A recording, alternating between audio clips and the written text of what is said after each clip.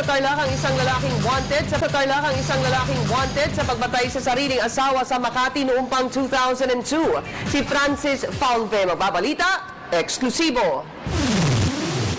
Pasado alas 8 kagabi ng paligiran ng pinagsanib na puwersa ng NBI Calabarzon at Tarlac City ang resort na ito sa La Paz, Tarlac. Ang kanilang pakay, arestuhin at ihain ng warrant of arrest laban kay Jose Sequico Jr. para sa kasong parricide. Mr. Jose Sequico allegedly masterminded the killing of his wife. Named Teresita ang Sequico. Agad dinala si Sequico sa tanggapan ng NBI sa Batangas City. Kaugnay ito sa pagkamatay ng negosyante ng misis na si Teresita sa Makati City noong 2002. Di raw nagulat si Ginoong Sequico sa pagdakip.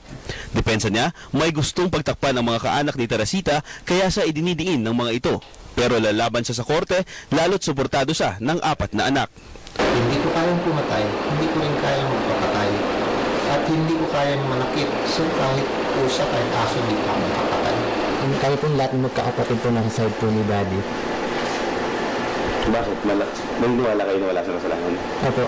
Nasa amin po ang lahat po ng mga ebidensya po na magpapatunay na wala po kinalaman po yung daddy po namin. Pero para sa pamilya ni Teresita, dahil nakakulong na ang umano'y utak sa pagpaslang, mas malaki na ang pag-asa nilang makamit ang hustisya.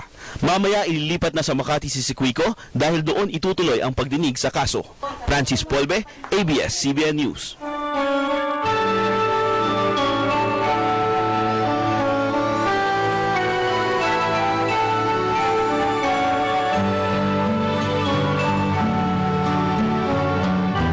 Alam niyo ilan pala sa mga pasero na nasa Araneta Bus Terminal ay may 2 araw